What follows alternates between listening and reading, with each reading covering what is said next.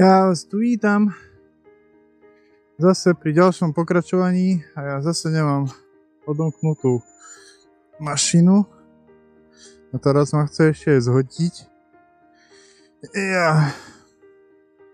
No a minule sme sa bavili troška o umelej inteligencii a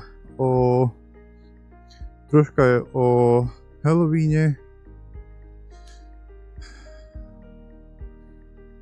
A čo keby sme dneska zase zabrali troška do Vianoc, lebo už máme 11. mesiac. Čo? Sekundu, len si odpíšem. Čo už je taký pokročilejší dátum. A ja sa čudujem, že všade nepočujem tu Mariah Carey a podobné, ale však len tento víkend bol vlastne dušičkový.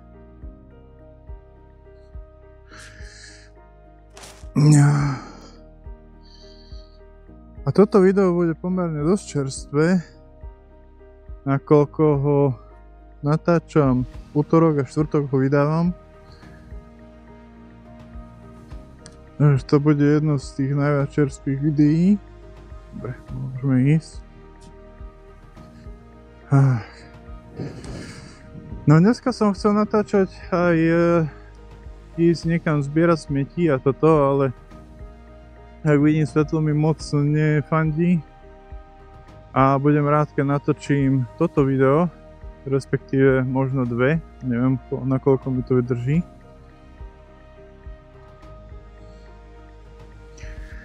A už začína byť dosť chladno, takže ja to tiež vidím tak, že to bude možno jedno z posledných videí, možno posledné dokonca.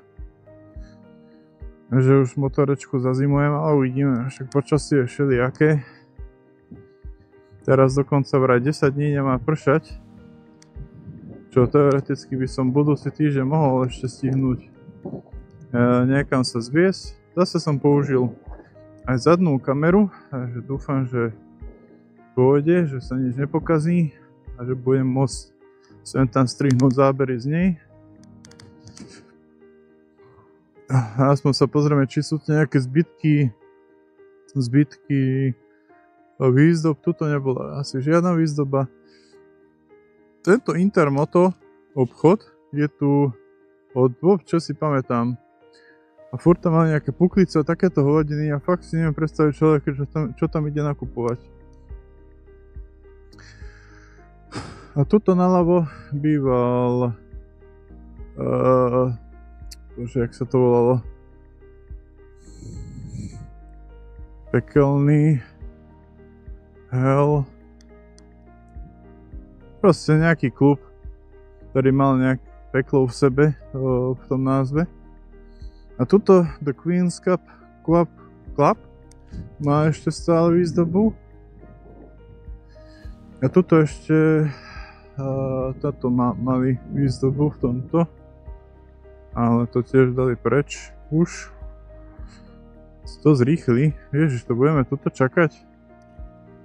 Neviem úplne, či sa mi chce. Či to neobídeme nejako. Čo to sú za zvuky?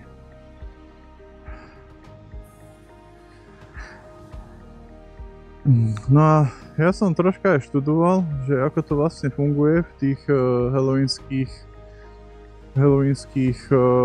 tých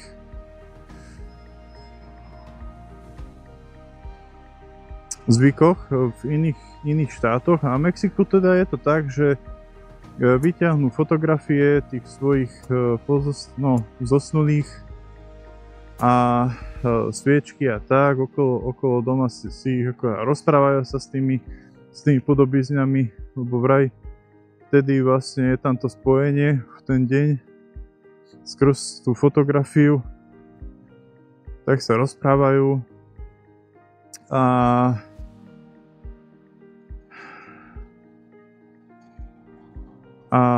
potom dosť často bývajú vlastne tie oslavy, také tie fašiangy, kedy majú tie pomalované tváre na štýl kostlivcov. No a tak tá žena kostlivkyňa, maybe, tak má nejaké meno ale to už samozrejme túto za jazdy nevyťahnem z paty. Takže tak, ale čo som čítal, tuším v Malajzii, nechcel by som klamať, proste nejaká azijská krajina, tak majú taký zvyk, že tie pozostatky vykopať a posadiť ich k ním u stolu a tancovať s nimi a radovať sa, ako keby tam naozaj akože boli živí. To mi prišlo ako najviac podivné. Potom pozeral som, že aj tieto norské národy tam mali nejaké svojské záležitosti, ale také dosť podobné tým našim, že sviečky, doma si uctiť a podobné. Žiadne kuriozity. No, my máme teda ísť k hrobom. Myslím, že to je aj v Čechách. A vraj je to jeden z najkrajších týchto sviatkov. Bolo to u nás, čo sa deje. Lebo tie cintoríny sú také, že najkrajšie. A vyzerá to jak osvetlené mesta. Miniatúrne. No je akorát taká hodinka, že ľudia končia v prácach.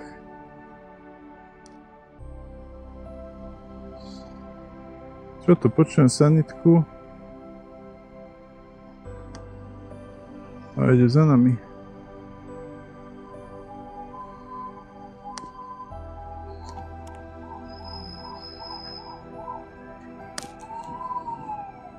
No, pustíme sanitku.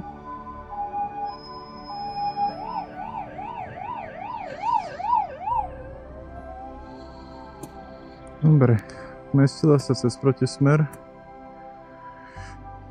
Že autobus by mohol nehať, ale tak buď to neočulo, alebo neviem. Dneska je ináč celkovo veľa takýchto bezpečnostných vozidiel chodí po meste, aj veľa hasičov som spozoroval. Títo, čo sa točia, len aby sa otočili. Dobre, tu už sa hádam troška aj rozbehneme.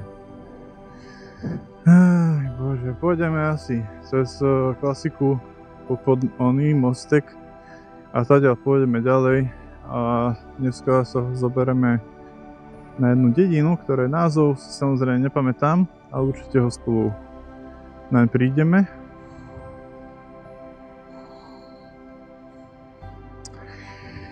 A no toľko, čo som sa tak akože podozvedal o tých sviatkoch dušičiek v iných častiach sveta. Amerika to viete, že teda Halloween, trick or treat a toto, behanie decák po domoch. Je to taká skôr sociálna záležitosť, kde tie deti behajú po tých domácnostiach a dostávajú cukroví. Ale nejak som nenašiel v tých všelijakých infoškách, že ako to slavia napríklad v Rusku. To by ma celkom zaujímalo, to si ešte možno niekedy naštudujem. A o rok pred samotným sviatkom by sme si mohli dať nejakú obšírnejšiu debatu o tom.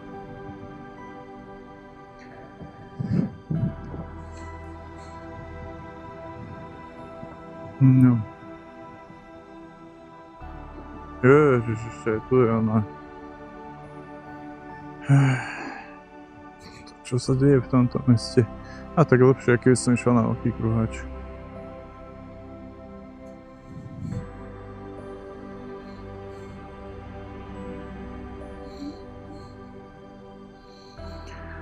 No. A teraz by ma tak zaujímalo, že aké zvyky máte vy u vás doma napríklad na Vianoce. že príde ten vianočný deň 24. a že čo vy tak zvyknete robiť. Ja viem, že ešte Amerika má niečo ako vďakyzdanie, to je vlastne nejaký sviatok toho, ako sa podelili tí, čo objavili Ameriku, tí, neviem, či španielskí, alebo akí sú to vojaci, objavitelia, a nejak sa podelili s tými indiánmi a indiáni sa podelili s niečím iným, tak to oslavovali tak spolu. Takže akože vďaky vzdanie, vďaka jedným druhým a druhým prvým.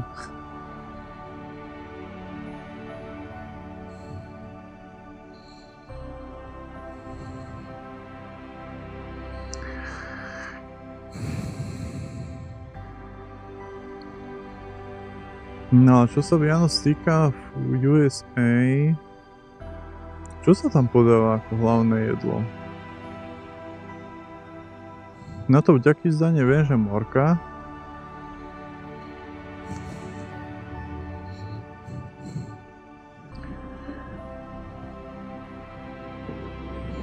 Vlastne tam sú Vánoce, takže ráno, že ráno sa v podstate zobudia, idú si zobrať darčeky, ale tam asi ani večeru alebo takto nemajú.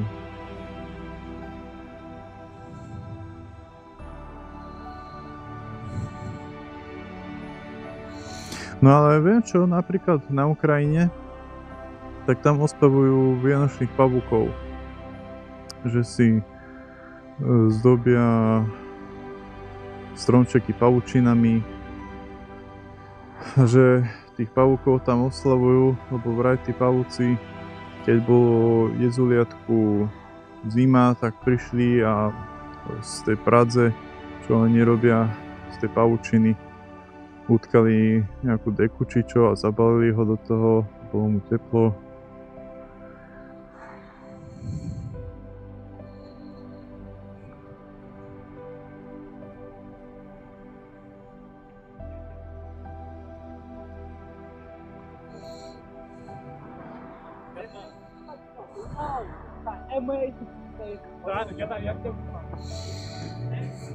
Počujem aj nejakú podivnú angličtinu.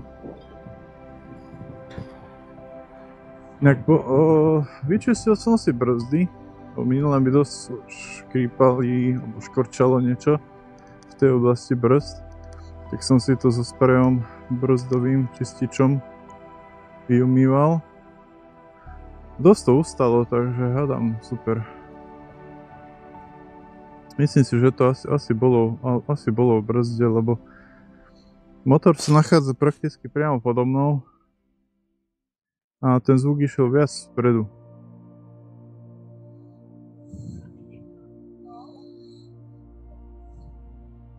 No a pravdu povedať, nečakal som, že takéto tu budú problémy.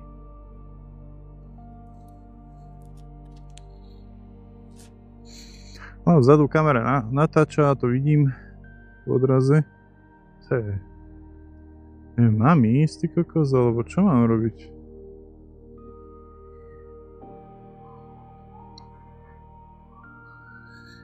Ja sa počujem sanitku, ale neviem, kadeľ ide. To bude možno tá.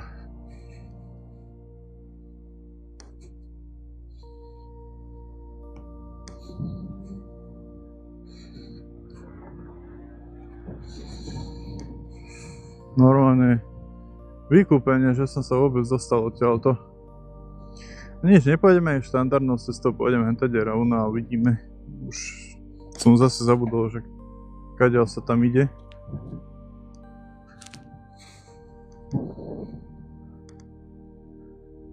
Poď. Okej. Tak už by sme mohli byť teoreticky aj sami. No napríklad, čo sa týka večere, tak ja som bol od malička zvyknutý na šošovicovú polievku, na kyslo. A klasika proste ryba. Alebo ešte viem, že rodičia zvykli halasle, čiže rybacú polievku, ale to je vôbec ako. Kapra k tomu a vybavené. O, 500. Nebudeš ty čakať, že nie? Dobre. Počkaj, tadiaľ nič, ani tadiaľ. Nie, toto je asi hentomu, takže rovno môžem ísť, dobre. Už si toto nepamätám, jak to bolo naposledy. Už je tma. Koľko? 4 hodiny? Sekundu, len si zastavím, pozriem koľko hodín. Je 16 hodín 24 minút. A už je takáto tma. No počkaj, tu nie je cesta?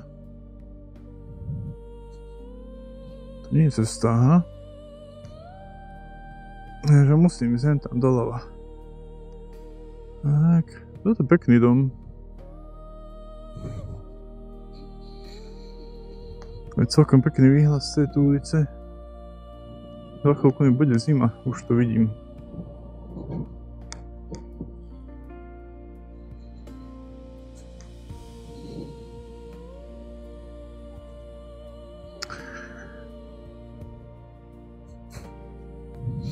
No ale viem aj o tom, že na Vianoce zvyknú niekde riešiť aj kapustnicu.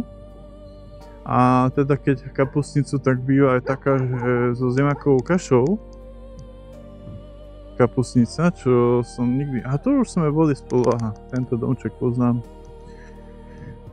A že teda keď kapustnicu, tak so zemiakovou kašou, to som akože už vôbec nepobral. Ale však dobre, však neberiem to nikomu. Niekto zvykne aj rezne na Vianoce.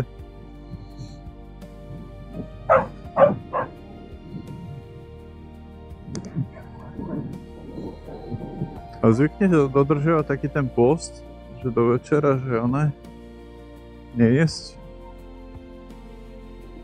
Alebo prípadne zvyknete len tak, že dať si niečo, ale bezmäsité. To je tiež, že 100 rodín, tak 100 rozdielných zvykov. Je to inak veľmi zaujímavé.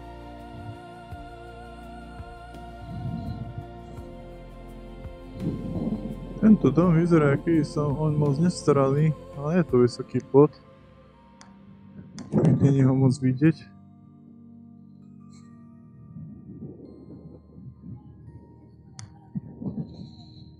No, zlatá hodinka už je za nami. A tu je ten hotel Zlatý kľúčik, čo sme si raz spomínali.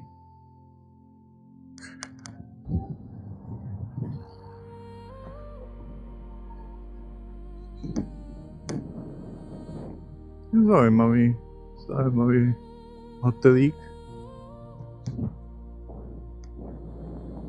Tam hore je nejaký kostolík, som si teraz všimol. Ja som predtým nikdy nevidel. Som si ho nevšimol.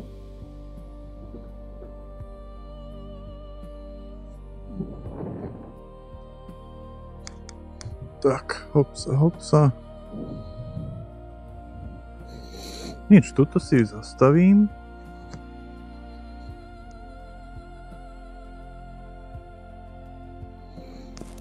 Dám si do rukavicu. Pozriem sa na časomieru. To je akurát.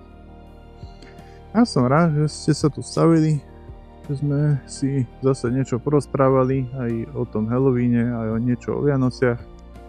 Budem rád, keď mi dáte do komentu vedieť, že ako to teda máte vy s tými zvykmi. A vidíme sa na budúce. Respektíve ja zapnem hneď nahrávanie druhého videa, tak aby ste to mali pekne postupne. Dúfam, že sa máte skvele. Ak sa majte a čaute.